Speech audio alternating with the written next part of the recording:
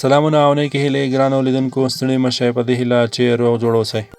ګرانو لیدونکو، په نن ویډیو کې به هم د افغانستان د ملي لوبډلې او همداشان ورسره د 19 کلنې لوبډلې د سیریز په هکله هم پوره معلومات درکړم. نو راځئ راسره ویډیو تر پای وګورئ، خو له هغې مخکې زموږ چینل درسره سبسکرایب کړئ.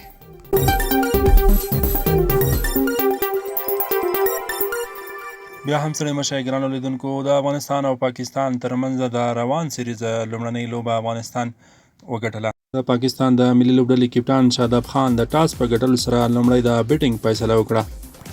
د پاکستان بیټینګ لاین اپ د افغانستان د پیاوړي بالینګ په وړاندې ناکامه شو. یوازې وشوی کولی چې په 20 اورونو کې د 9 وکټو په تاوان افغان لوبډلې ته د 93 رنزونو هدف ورکړي.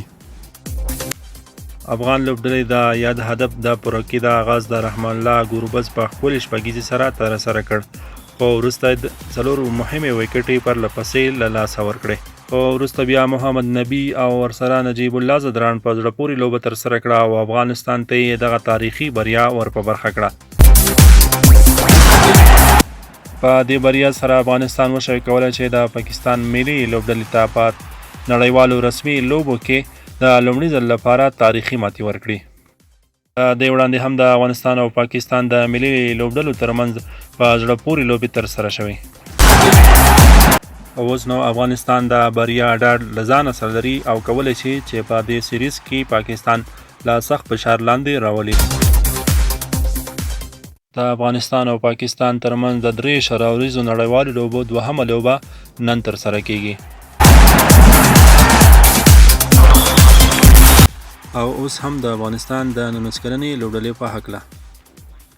د افغانستان 19 کلنې ملي لوبډلې چې په متحده عربي اماراتو کې په د سریلانکا او بنگلادیش په ګډون په 3 اړخیزه سیریز کې ګډون کړی.